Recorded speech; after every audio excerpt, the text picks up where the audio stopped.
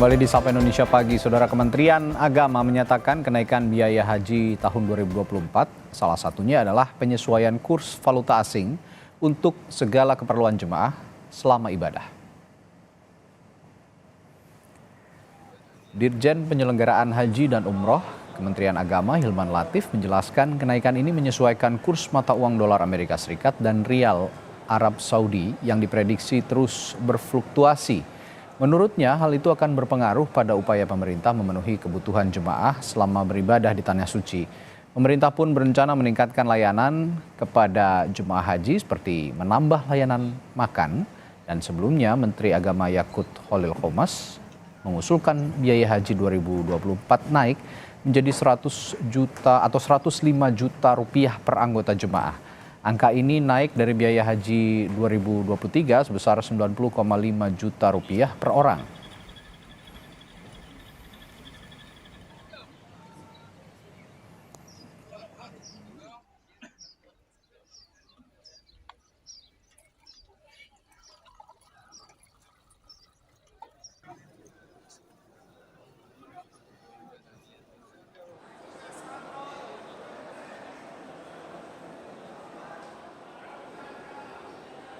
Tentu saja karena semua kegiatan itu diselenggarakan di luar negeri, ya, karena itu biaya menggunakan kurs asing. Nah, kita melihat fluktuasi dolar akan seperti apa kira-kira pada bulan April, Maret, April, Mei, dan seperti apa. Sekarang kan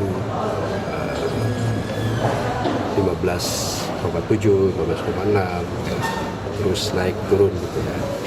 Kemarin kita berdiskusi dengan berbagai pihak, ajukan 16.000. Tapi nanti kita akan lihat seperti apa sebetulnya untuk dolar. Lalu benarkah biaya haji akan tembus 105 juta rupiah per jemaah? Pagi ini kita akan bahas dengan Direktur Pengelolaan Dana Haji dan Sistem Informasi Haji Terpadu Direktorat Jenderal Penyelenggaraan Haji Kementerian dan Umroh Kementerian Agama, Jaja Jelani. Selamat pagi Pak Jaja, Assalamualaikum. Assalamualaikum warahmatullahi wabarakatuh. Iya. Pagi Mas Adi. Pak Jaja, pembahasan di Komisi 8 DPR RI kemarin kan sudah ada angka ya mengemuka 105 juta rupiah per jemaah. Ini pembahasannya sudah final atau masih bisa berubah kira-kira nanti ke depan? Hari ini masih berjalan, Mas. Masih berjalan ya? Masih berjalan dan kita masih membahas poin to poin. Oke. Berkaitan dengan komponen-komponen dalam penyelenggaraan ibadah haji. Oke, artinya pembahasan poin-poin ini saya artikan masih bisa naik lagi atau masih bisa turun lagi atau sudah tetap di situ angkanya? Kalau Mas tadi inginnya naik atau turun nih? Saya inginnya turun. Saya inginnya turun pasti. Ya tentunya ini Bang Mas Adi. Ini menjadi diskusi kita bersama-sama dengan DPR setiap tahunnya. Di mana pemerintah mengajukan usulan biaya penyelenggaraan ibadah haji tiap tahun. Dibahas bersama-sama dengan DPR. Oke. Yang angka 105 ini adalah merupakan usulan. Tetapi ini masih dalam proses. Semoga aja nanti antara DPR dengan pemerintah akan ketemu angka yang ideal yang kita harapkan tidak memberatkan jemaah. Oke. Besaran 105 juta rupiah itu memang jika dihitung per jamaah dan diakumulasikan sebenarnya sangat besar gitu ya Pak Jaja ya, 15 juta rupiah ya kenaikannya kalau sekitar sebesar itulah karena sebelumnya kan 90,5 ya biaya haji. Nah, besaran 15 juta rupiah per jemaah jika kita breakdown lagi, kita rinci lagi, yang mana yang paling memengaruhi kenaikan? Apakah memang kurs atau ada biaya-biaya lain yang naik? Yang pertama kenaikan ini memang yang dihindari adalah salah satunya adalah kurs, Mas. Ini yang paling besar. Kurs yang paling memengaruhi berarti? Paling besar. Nah, peningkatan nilai kurs inilah yang perlu kita samakan persepsi dengan DPR. Karena kemarin waktu kami menyusun itu dolar itu sedang tinggi-tingginya, yaitu 15,950. Nah, kita kan memprediksi di bulan antara April dan Mei itu kan mungkin juga bagaimana dolar ini. Nah, kita mencari titik amannya, kami mengusulkan 16. Tetapi ini kan belum final. Betul. Ini masih akan kita bicarakan apakah nanti bisa turun dolar itu apabila dolarnya turun, Mas. itu sangat signifikan di dalam mengurangi biaya. Berarti masih fluktuasi mengikuti kurs dolar juga ya? Iya, iya, jelas. Kalau memang nanti turun ya bisa turun kembali biayanya begitu. Betul. Nah, bicara soal kenaikan ibadah haji, biaya penyelenggaraan ibadah haji, kita ketahui banyak yang sudah mengantre nih Pak, sudah mengantre lama ya, bahkan 5.300.000. Ya, masih ada 5.300.000 jemaah ya, calon jemaah ya, yang masih mengantre begitu. Nah, kira-kira apa pertimbangan, maksudnya pengaruhnya kepada mereka-mereka yang masih mengantre ini sangat besar. Apa pertimbangan Kementerian Agama mengingat antrean ini sangat panjang dan mereka banyak yang mundur akhirnya Pak untuk berpikir kembali lah, bukan mundur, berpikir kembali untuk menyelenggarakan ibadah haji. Apa respons Bapak soal ini? Yang pertama ini Mas ya, mengapa apakah mungkin dari anggaran itu bisa mempengaruhi itu kan intinya ya. Memang ini menjadi diskusi kita Mas, bahwa di dalam penyelenggaraan ibadah haji jamaah kita yang pengantri 5.300.000 ini adalah merupakan angka antrian di dalam sisi kohab. Nah, di dalam haji ada yang disebut dengan istitoah. Istitoah adalah kemampuan dari jemaah, istitoah kesehatan, istitoah biaya dan yang lainnya. Nah, tentunya dengan adanya istitoah inilah yang akan menentukan seseorang bisa melaksanakan ibadah haji atau tidak. Nah, upaya-upaya kita dalam rangka jamaah tidak terlalu lama untuk menantrinya itu, upaya kita adalah satu, berdiplomasi kepada Saudi Mas, untuk penambahan kuota. Alhamdulillah pada hari ini, tahun ini pemerintah Arab Saudi sudah memberikan tambahan sebanyak 20.000 jamaah. 20.000 ya. Ini artinya antrian juga akan semakin berkurang. Tetapi memang belum signifikan. Yang kedua adalah bahwa haji itu adalah panggilan. Ya, karena itu haji adalah merupakan panggilan, ya tentunya ini berkaitan dengan keistiqomahannya tadi itu. Jadi mudah-mudahan kita harapkan dengan adanya penambahan jumlah kuota ini kita harapkan tidak terlalu ke depan itu tidak akan semakin pendek dalam antrian itu. Di tahun 2023 penyelenggaraan haji sebelumnya ini yang terakhir ini ada masalah soal masyarik yang banyak yang tidak memenuhi standar kebutuhan para jemaah haji dari Indonesia gitu Pak. Kita ketahui bersama, bahkan Pak Menteri Agama juga sempat marah-marah begitu kepada masyarik ini. Nah, dengan adanya kenaikan biaya ini, apakah Kementerian Agama juga akan memastikan bahwa tidak akan lagi ada persoalan serupa seperti itu? Kita selalu berupaya Mas untuk memperbaiki layanan. Yang pertama tahun ini, yang tahun lalu kita makan hanya 1 hari 2 kali. Sekarang ini Mas full selama di Saudi, baik di Mekah maupun Madinah, di bandara, semuanya jemaah mendapatkan makan. Itu juga yang menambah biaya penyelenggaraan ibadah tahun ini naik. Yang kedua berkaitan dengan kewajiban masyarik. Nah, ini adalah hal yang sama-sama kita tidak inginkan itu terjadi. Tetapi kita memang ada keterbatasan di situ Mas. Karena memang di Arbuzna itu adalah merupakan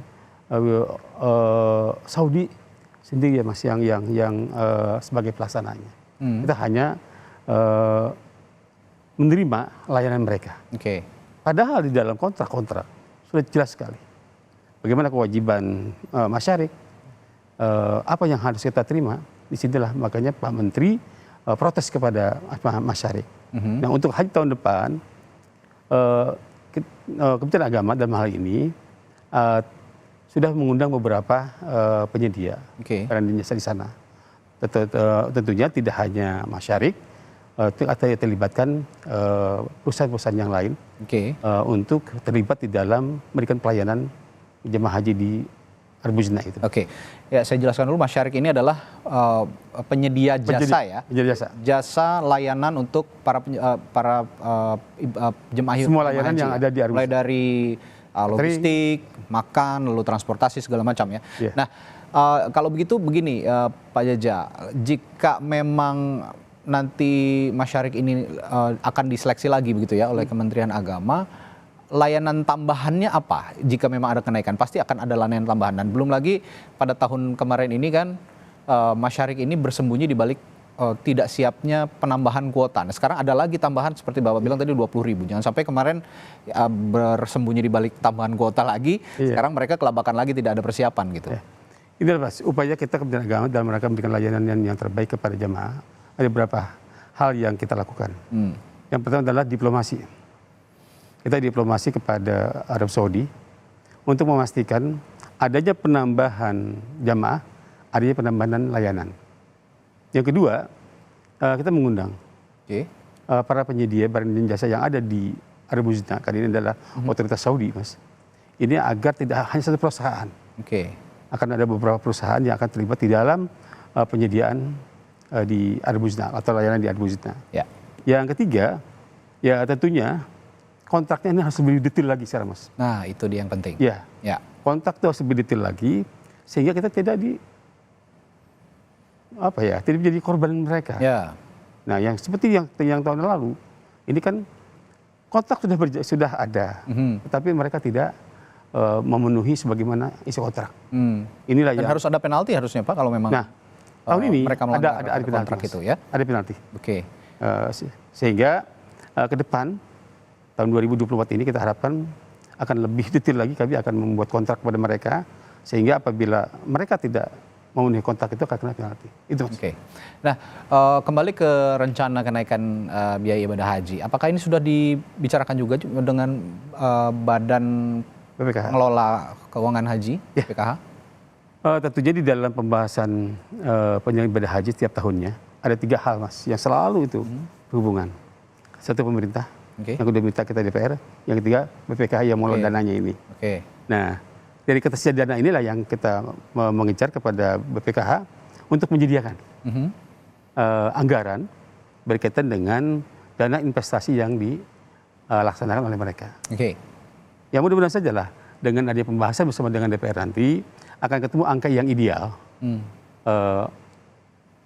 Layanan dapat kita laksanakan, tetapi juga yang tidak memberatkan jamaah.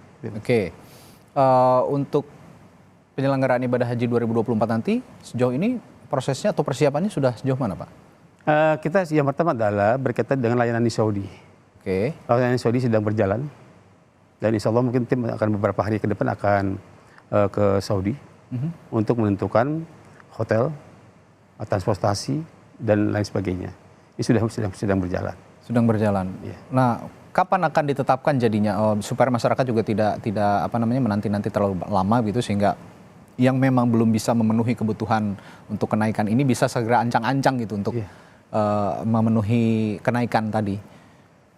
Kita harapkan di akhir bulan ini bisa selesai, Mas.